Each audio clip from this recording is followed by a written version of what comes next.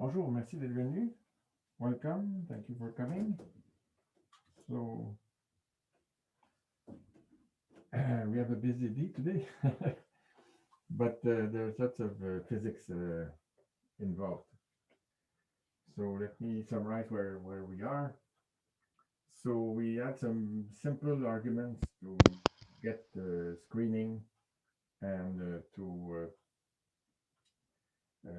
see plasma oscillations and so on. And now we're trying to see how all this comes out of the random phase approximation. So we started from this and we took functional derivatives of the self-energy, these first two terms, and we saw that the leading or the most divergent term was this V of Q that had 1 over Q squared.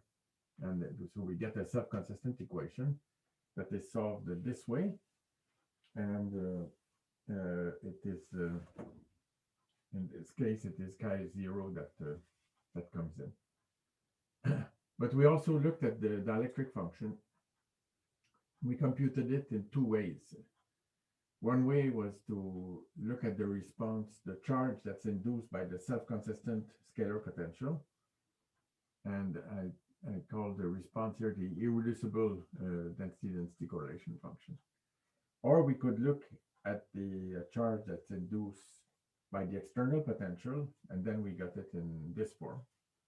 And the relation between these two is the relation that is here, and it's exactly what we find in this RPA approximation, except that instead of chi irreducible, that can be more complicated in principle, we have a chi 0, this Lindhard function that's calculated with the buckle there.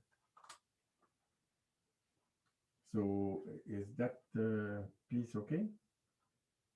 And we looked at the plasma frequency, and we said that this was the expansion parameter, where A0 is the Bohr radius.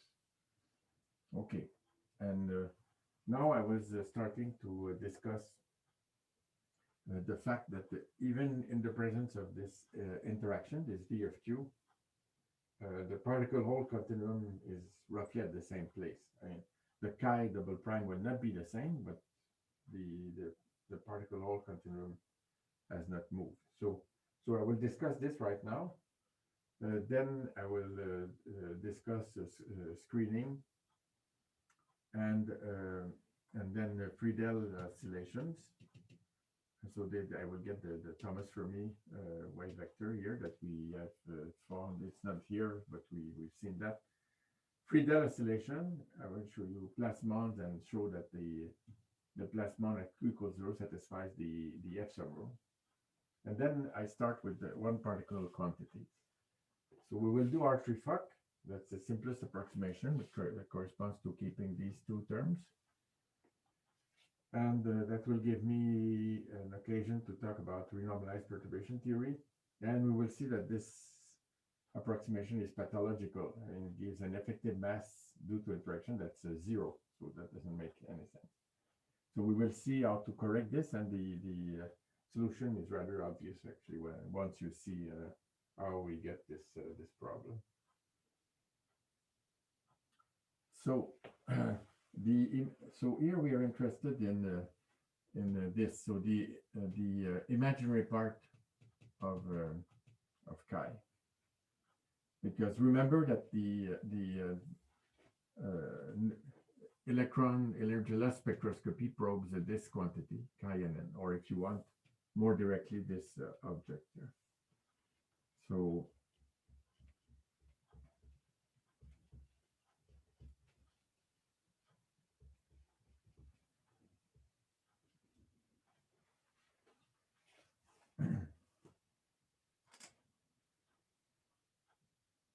so chi double prime nn of Q and omega is equal to chi double prime, I mean imaginary part, huh? So this is equal to chi 0 double prime of Q and omega divided by 1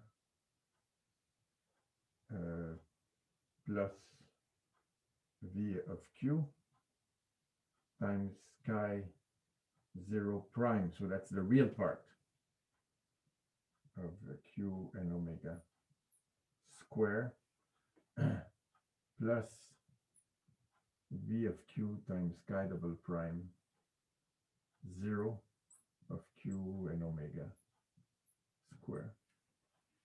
So that's just taking the imaginary part of the expression that was sitting right there. Okay, so now to show that the particle hole continuum is still in this region of the omega and Q space,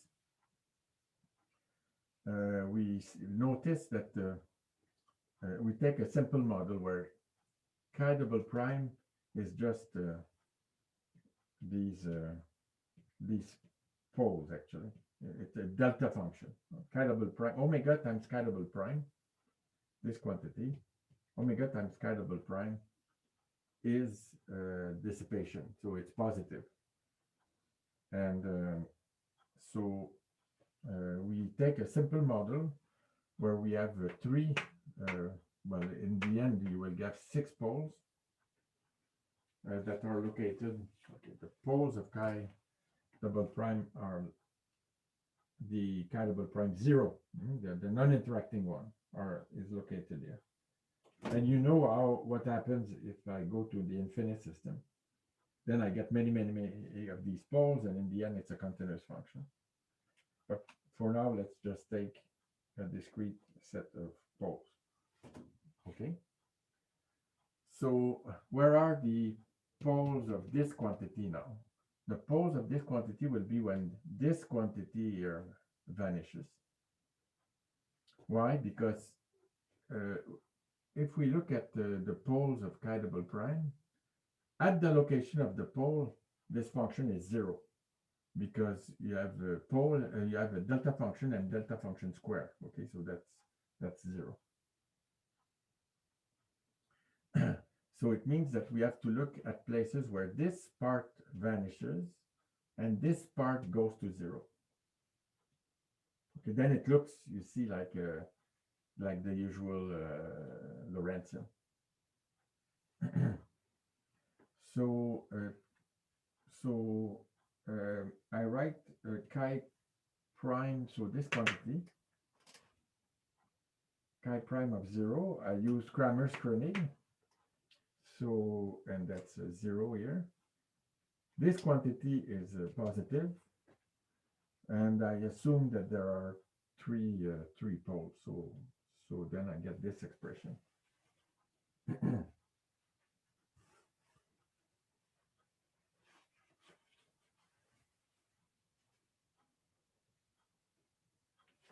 I should not have erased this. You see, I'm looking at where chi prime is equal to minus 1 over VQ.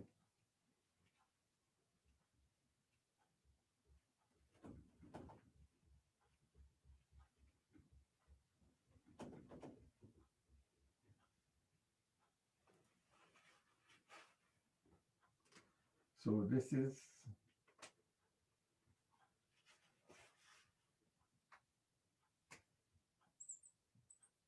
sum I equals 1 to 3 of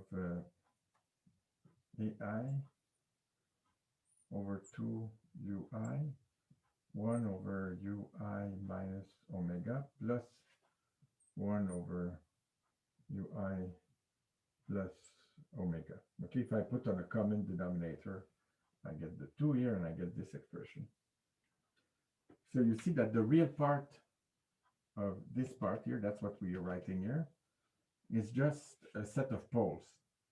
And the poles are located where we add the delta functions of chi double prime. Okay, so if I draw these functions, you see that, well, at omega equals 0, I get something that's positive and finite. Okay, and then every time I hit a pole, I get plus infinity when the frequency is less than UI, and minus infinity in the other case.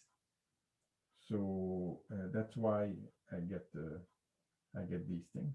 And then at the end, I get minus infinity, and then it decays like 1 over omega. So you see this? I'm just drawing this function. So now I have to put this equal to minus 1 over v of q. And this is 1 over q squared. So this quantity is small. So here it's not well drawn, but you know that the blue line here should be a little bit above. So the poles are pretty, the intersection between the solution of this equation is where these things that I have, these sort of asymptotes I have written here, where they intersect 1 over v cubed. So where are these intersections? So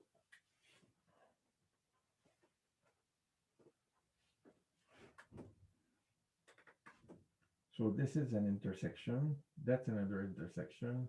Here, here, and then here, and here as well. So it means that the place where this quantity vanishes is here on the real axis. Okay, and this one is here, and this one is here, and this one is here, and this one here is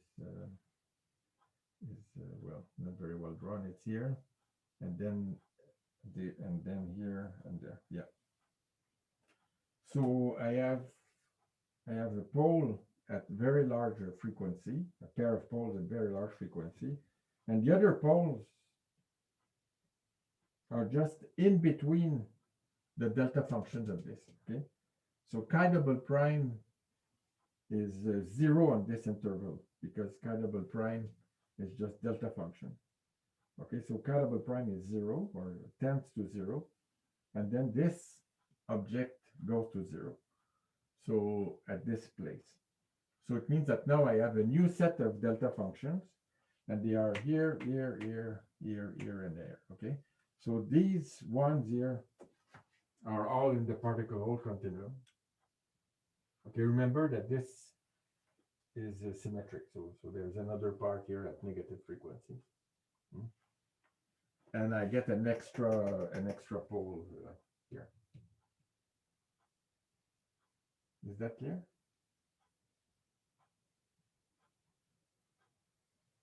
Yeah, so the lines that you've drawn so on your right, in One the here? on the graph, no, I mean the graph with omega and q. This? No, on your right, on your left. So that's on your left. Sorry. Yes, it's because you. Yes. So these lines are go like a q squared or something like that. Yes. Okay.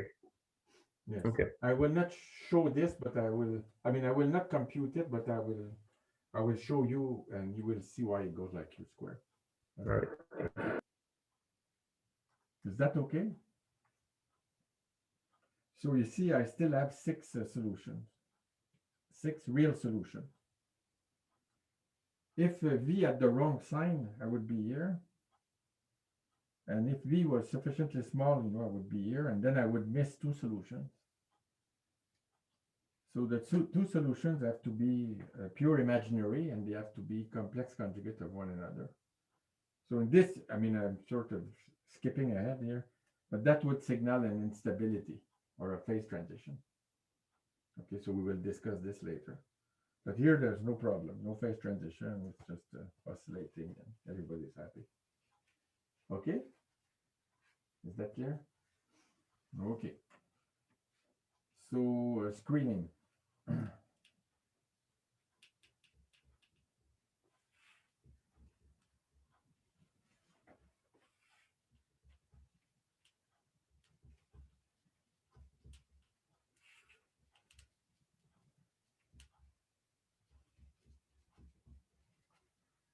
So for screening, we'll start from this.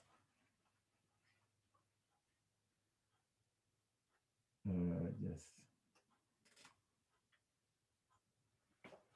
So, oops. epsilon longitudinal of q and omega is equal to epsilon 0, 1 plus v of q. And now chi, I will write it in the usual way, which is minus 2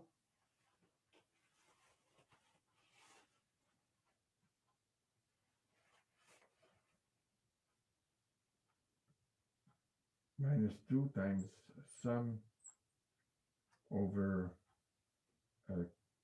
k of f of zeta k minus f of zeta k plus q divided by, normally we have omega here, right?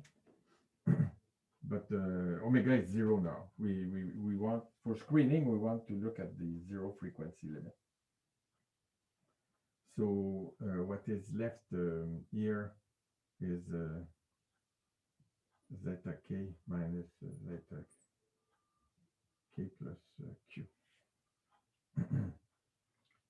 So what happens if the q goes to 0 limit? And the q goes to 0 limit, this just becomes like the derivative of a Fermi function, right? Q goes to 0, it becomes just the derivative of the Fermi function.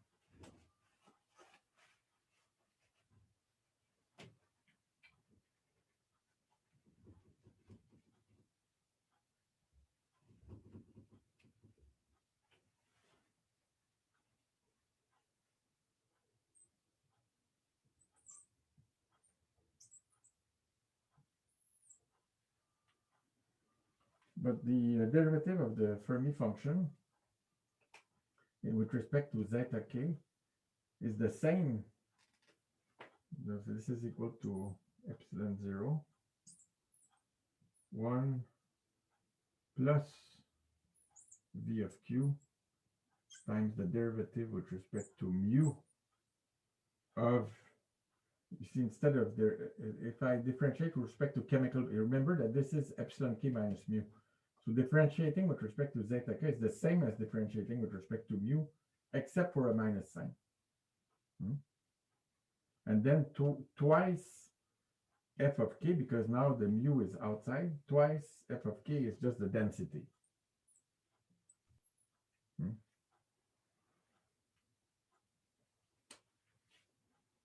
So what I get is, it's funny because it becomes, it becomes brighter as it dries, but okay.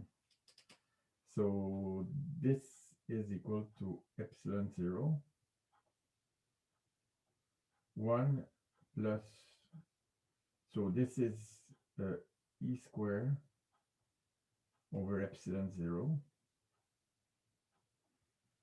q square. So I have dm d mu 1 over q square.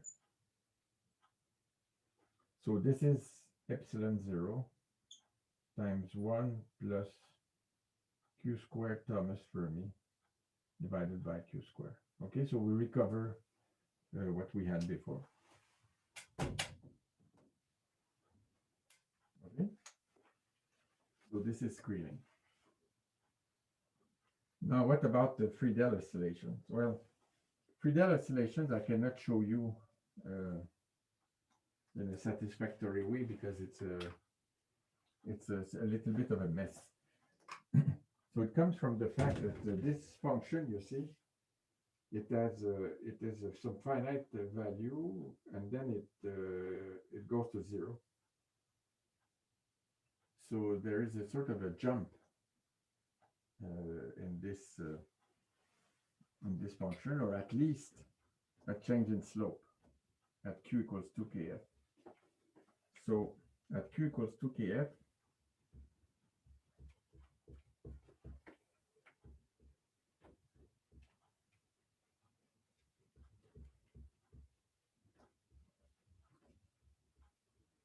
So the integral is a mess. It is done, and I give references where it's done. I'm not doing it in the notes. I just want to give the solution. So at zero temperature, if I Fourier transform the potential, so V, there's a contribution that is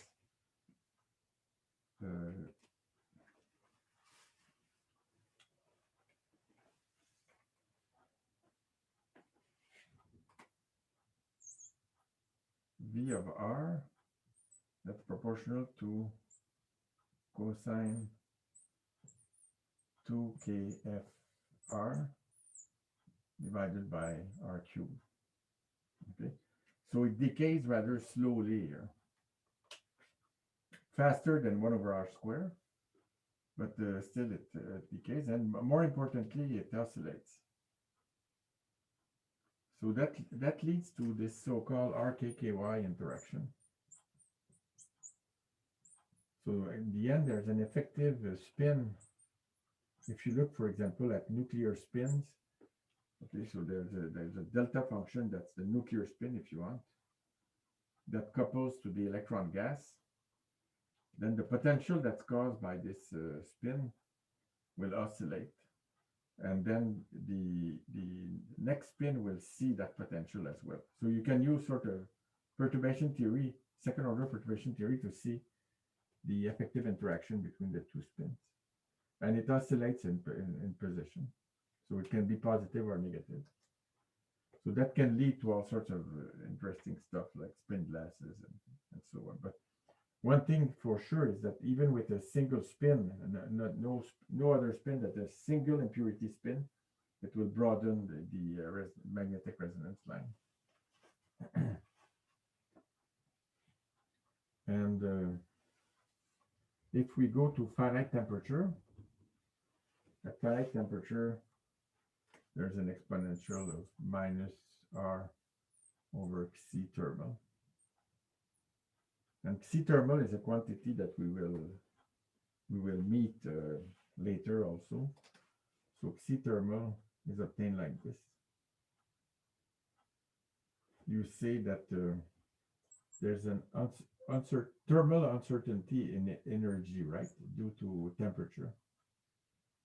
And this delta E is what? It's h bar V Fermi times a spread, some uncertainty in wave vector. Then you transform this delta K, you write as 1 over xc thermal. And then you find that xc thermal is h bar V Fermi over kBT. So exceptionally, I have recovered the units.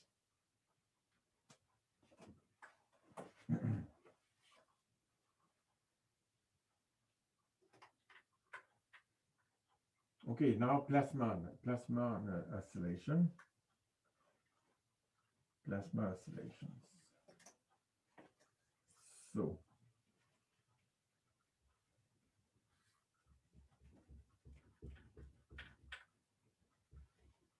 again, we will work with this guy here.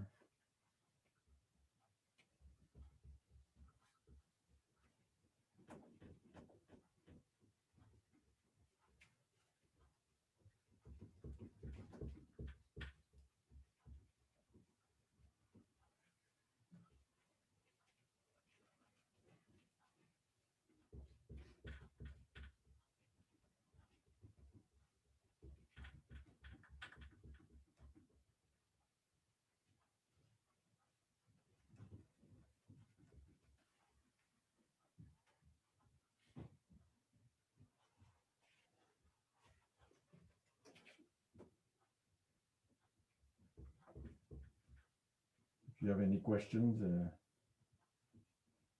go ahead. I'm sort of wasting time here erasing this board.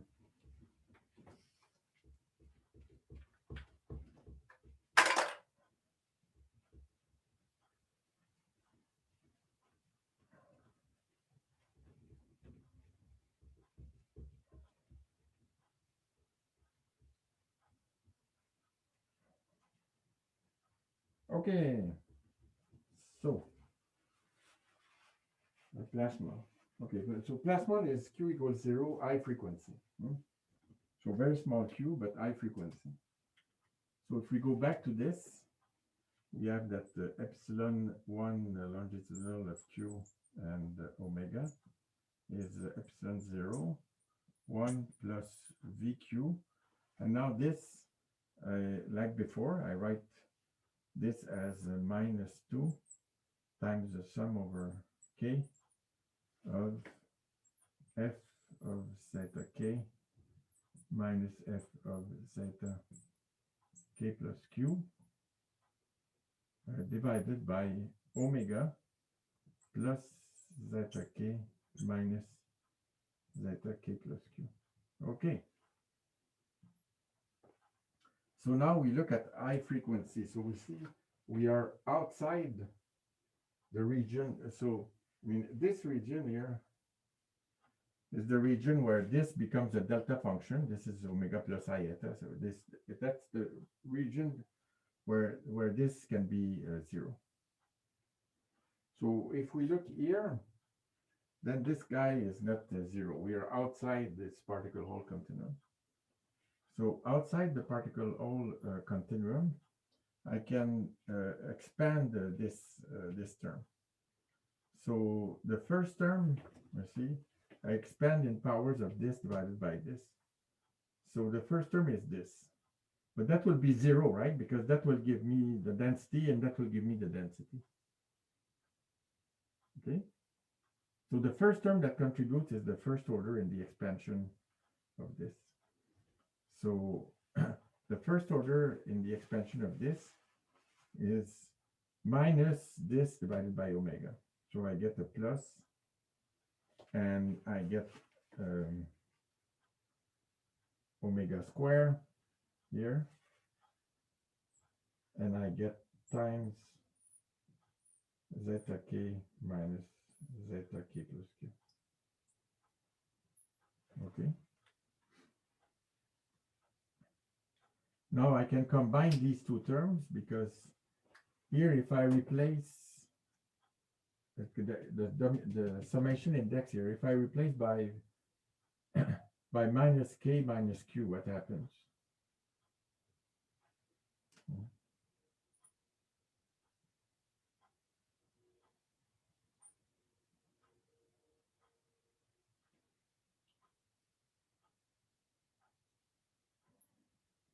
Okay, so this drops out, and zeta of minus K is equal to zeta of K in our model.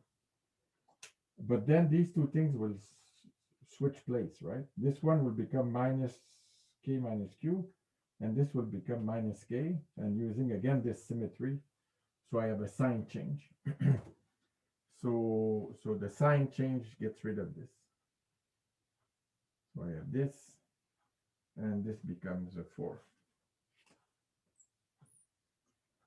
And what happens here? Okay, this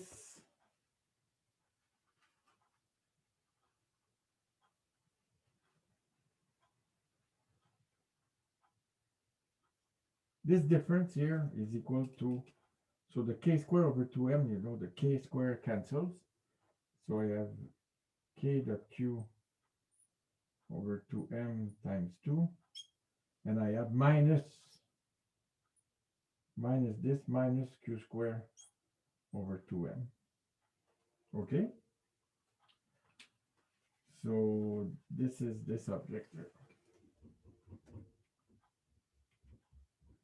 Now I have cosine theta here. So when I sum over all the angles here in polar coordinates, that will vanish. Okay? So I'm left with minus Q square over 2m.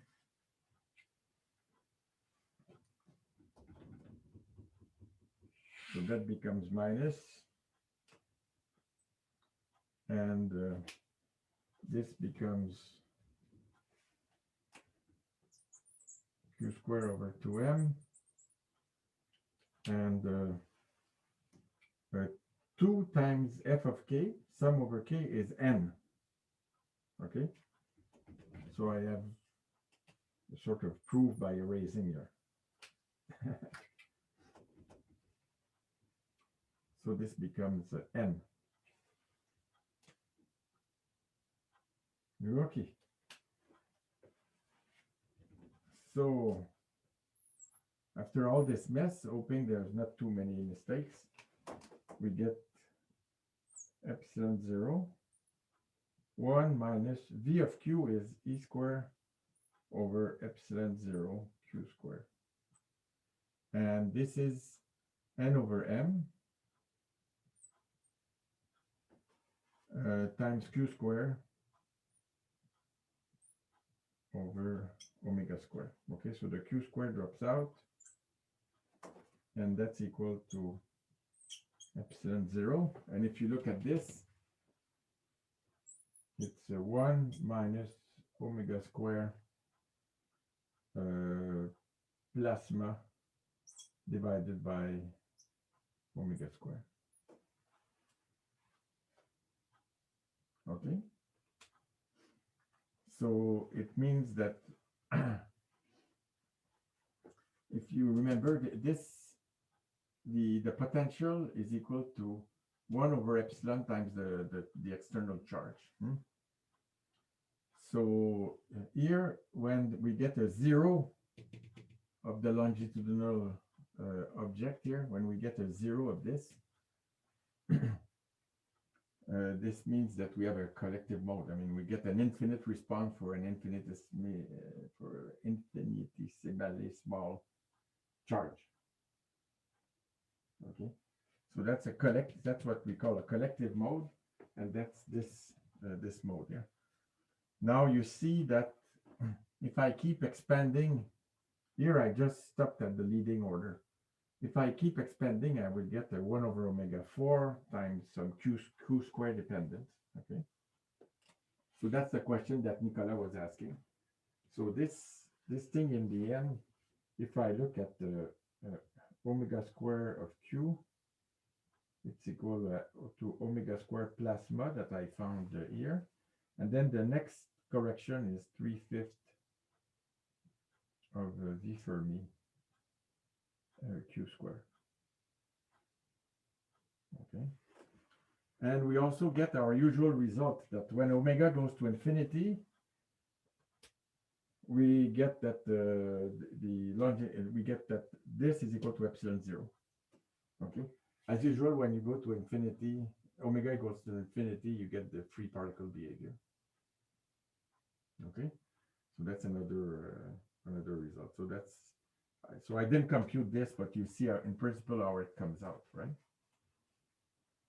So now we need to show that this satisfies the F sub rule. Okay.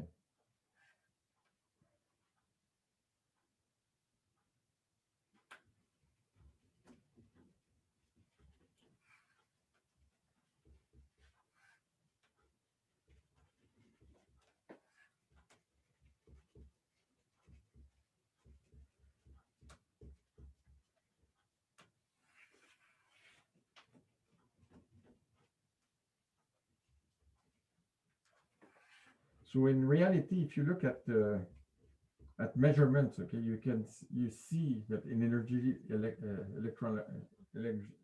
electron energy loss spectroscopy, you see the plasmon and you see replicas also. You need like 2 plasmon. As you raise the energy, you see 2 plasmon, 3 plasmon, etc. But here our plasmon does not have a width, right? The width is really 0 here. But in reality, there's a width. And the width comes about from several things, but the main thing is that in the real system, there's more than a single band here. And this frequency is so high that there are bands, electron bands that are below here. So this plasmon can decay into other particle hole excitations that are not these ones, but that come from other bands. So when the plasmon here hits this particle hole continuum, it gets damped a lot, and that's called Landau damping. Okay, you have a collective mode that enters particle hole continuum it's damped a lot, and it's called Landau damping. That's an expression that you will see relatively often. Okay, so now the F-sum rule we established for this object, chi and n.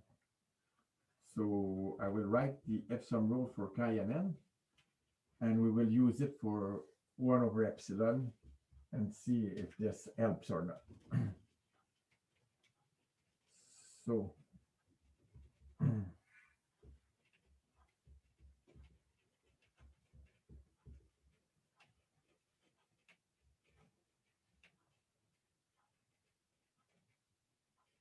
becoming more and more crowded here.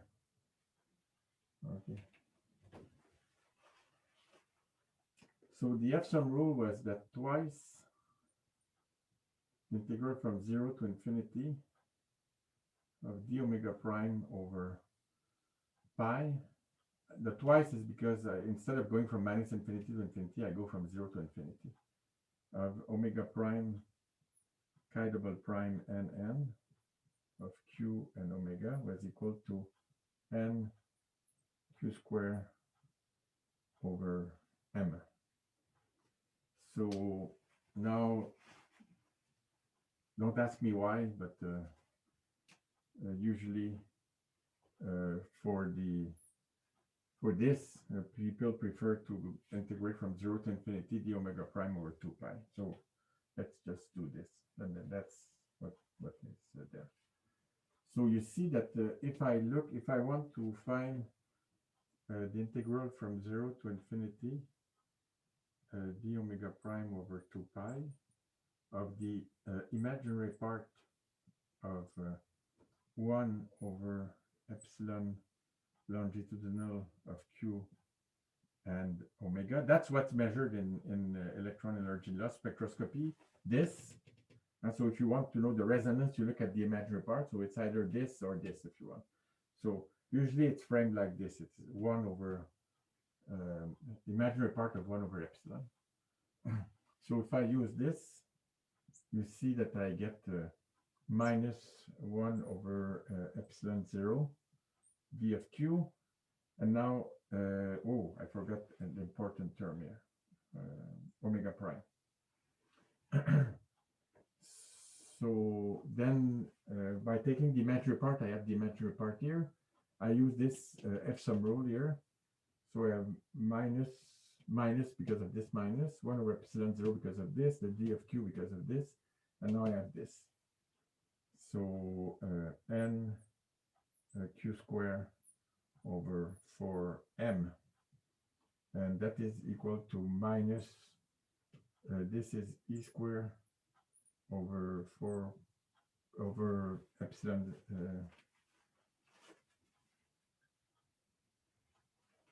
too many epsilon zeros here. E square over epsilon 0. No, that's fine. E square over epsilon 0 q square. So the q square cancels this q square. So I just have n over this epsilon 0 and m. And I have in this, I have the e square. So I have n e square over epsilon 0 m, and I have the 4 here, 4. So that's equal to minus omega square plasma over 4, where omega square plasma is here, okay?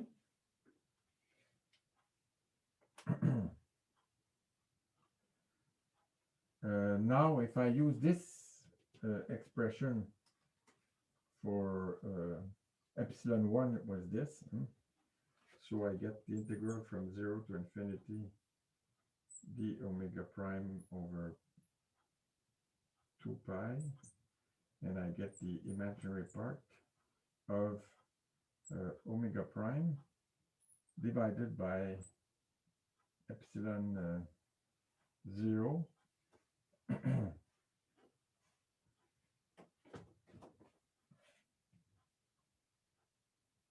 Yeah, in the notes, in the first equality, you put the epsilon 0 on the numerator.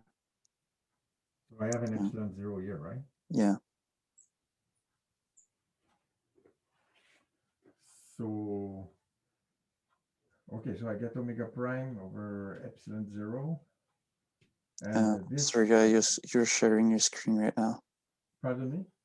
Surya is sharing his screen right now.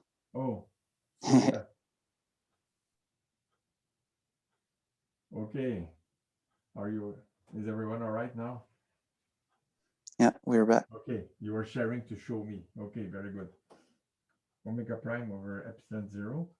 And here I get omega square minus, I will use this omega square of q divided by omega square. So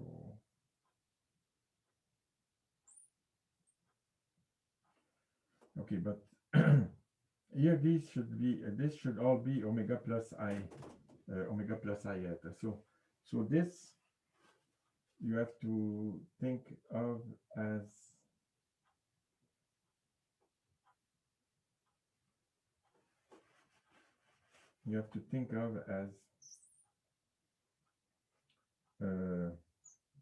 omega minus omega q times omega plus omega q. Okay, this omega square here divided by omega square. So now when we look at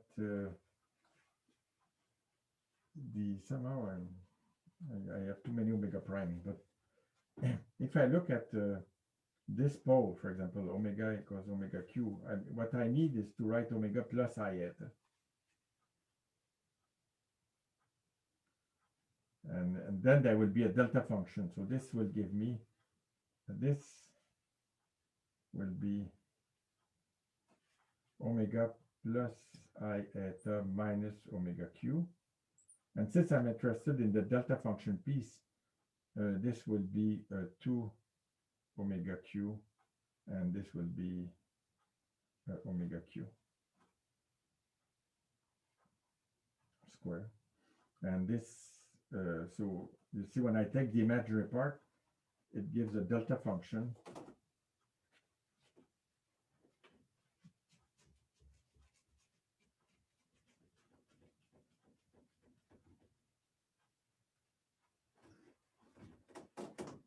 So this is minus I pi. So the imaginary part here is minus pi cancels here. So I have 1/2. And I get this delta of omega minus omega q. And that just transforms all these omegas into omega q. So I get, in the end, I just get omega q squared in the numerator. And I get another 2 from this. And I have still the epsilon 0. So if you compare this with this, you see that at q equals 0, omega square q is omega square plasma. So it means that at q equals 0, the plasmon here, it's like, I mean, it's quantized like everything else, so we can call it an elementary excitation, a plasmon. So you see that the plasmon is sort of fulfills or satisfies completely the Epsilon rule. Now, if we are at Q that's slightly different, then when we integrate, you see we hit a little bit the particle hole continuum. So that's why here the plasmon does not suffice to satisfy the Epsilon rule. It's because there's a contribution from particle hole continuum. Is that clear?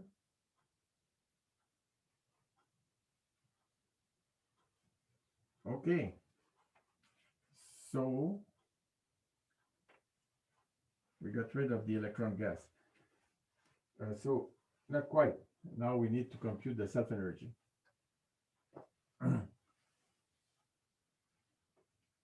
So for the self-energy, I'll start with the simplest approximation, the Hartree Fock approximation.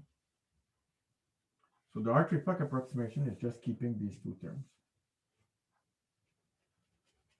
The first term is 0 here because V at Q equals 0 is equal to 0. For the formalism for these functional derivative approaches, we need to keep this because we break translation invariance.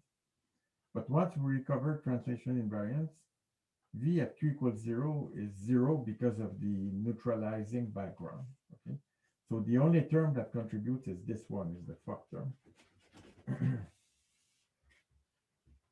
So we will write it explicitly, and eventually we will compute it. So we'll do it first from the Green's function point of view.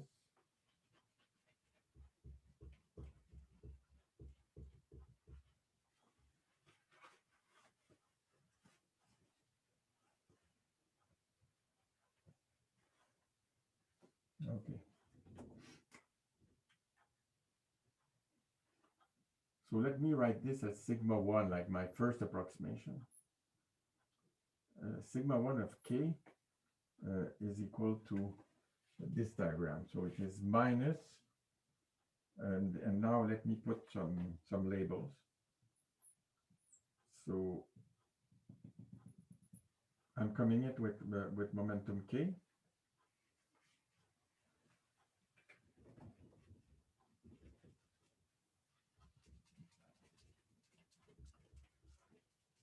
And here I have some k prime. So by momentum conservation, this needs to be k minus k prime. Okay, so this means I have minus, okay. Then the integral d cube k prime over 2 pi cube. And now I need to sum over Matsubara frequencies also. So I have temperature times sum over Matsubara frequencies I k prime n. Now I have the interaction, which is e square over 4 pi epsilon 0 absolute value of k minus k prime square. And I have this Green's function. So I have the g of k prime I k prime n. And now you have to follow the pluses and the minuses and everything, but this comes from the potential energy, and the potential energy, the creation operator was always to the left, which means that here I have e to the minus I k prime n 0 minus, minus, yes. In other words, in the Green's function, I need to add c tau, c dagger, and I need this c dagger to be to the left, so the tau is 0 minus. So in the notes, it's plus 0 plus, but here we see directly on the Green's function. Okay, so let's do this integral here over I k prime n. Okay, the Green's function, when we integrate over I k prime n, you remember, so the g is equal to 1 over I k prime n minus epsilon k minus mu. And if we work in this skeleton thing where this Green's function is a dress Green's function, we have some subconsistency in the sense that we have minus sigma 1 of k.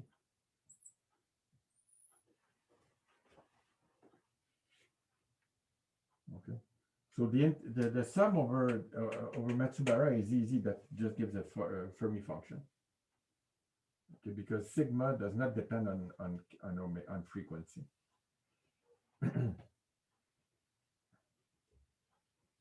And you see explicitly it doesn't depend on frequency. Why? Because this interaction here is a delta function in time, in imaginary time. So it's frequency independent, so it doesn't show up. You see, if I add some Matsubara dependence here, IKN, the IKN to this guy, then I would have some frequency dependence. But here, no, because this guy does not have a frequency dependence. Okay. So now, because it's spring, I was thinking of you. And if I do Feynman diagrams, okay, so and I do expansions and powers of the non-interacting Green's function, what happens? Now, this contains the self-energy, the full self-energy written like this. So the way to obtain it from Feynman, which is starting from G0, is that I can now have a self-energy on that Green's function. And this piece can also have a self-energy, etc., etc. Okay, so when I write it like this, I sum all these diagrams. I sum this. So that was the first diagram. The second diagram was this. And then I get this, and I continue, okay? So the reason I think of you when it's a spring is because this is called a rainbow diagram. Okay? This is called a tadpole diagram. So here we are by writing it like this, from the Feynman point of view, in the expansion in G0, we are summing rainbow diagrams to infinite order. Okay? You see there's some self-consistency here.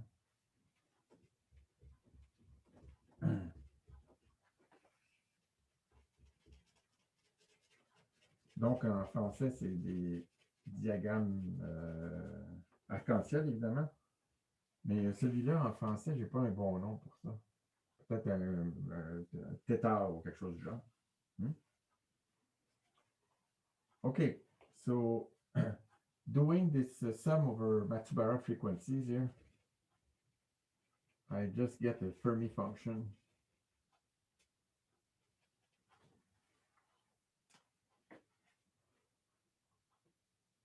Fermi function of epsilon k minus mu, k minus mu, plus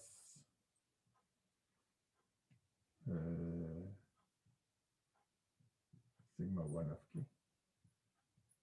Okay? That's it. So at 0, you will see what happens now.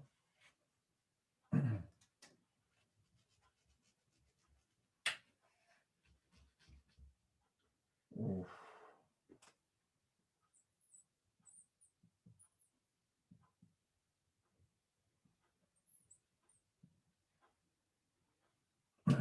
Let me get rid of dielectric functions. So, unfortunately, we will not have time to finish. But the upshot is that the effective mass, everything will look just great until we compute the effective mass, and we will find that the effective mass computed with that self-energy is equal to 0. And then we will want to cure this, and it will be easy to cure that. You can see immediately the physics, right? This is the on-screen Coulomb interaction.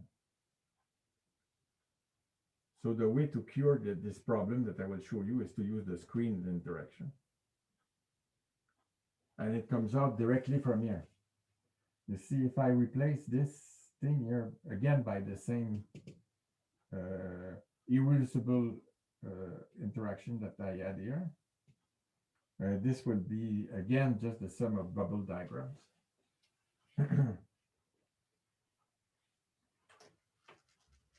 And You see, at 0 temperature, this is pretty easy. I mean, this is either 1 or 0. And what is the density? The density is computed with this Green's function. Okay, and this means that when I do the sum over Matsubara, we get this same Fermi function.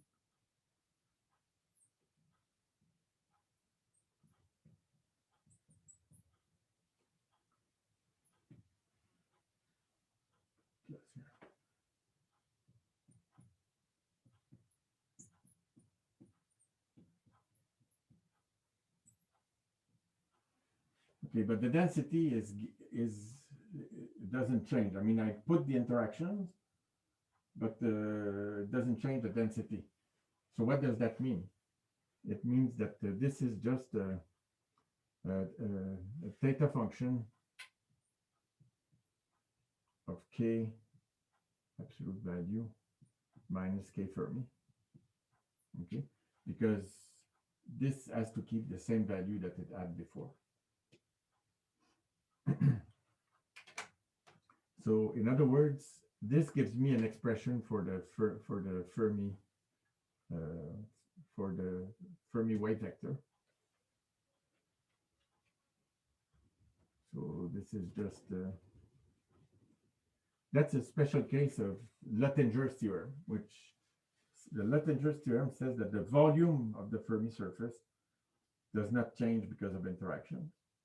Here, because it's spherical, it means that even k Fermi does not change. So theta of k minus k Fermi. And the expression for k Fermi is this. It's that epsilon k Fermi minus mu plus sigma 1 of k Fermi is equal to 0. Okay, that's where the Fermi function goes from 1 to 0. So now this is the expression for k Fermi, but we know that it does not move. So what happens then is the chemical potential is shifted.